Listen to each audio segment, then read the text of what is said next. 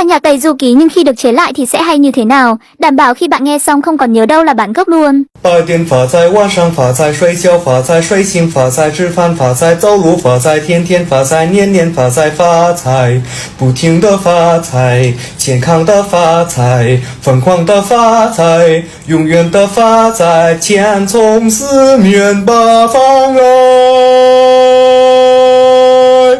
掉掉掉掉掉掉掉掉。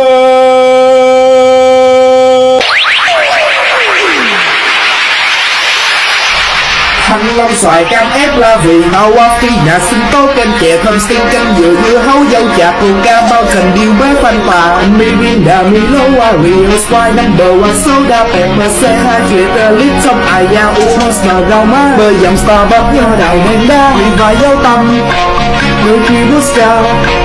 chè bà ba ơi chè khoai môn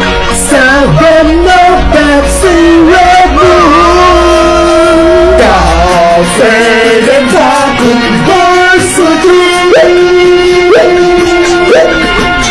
mọi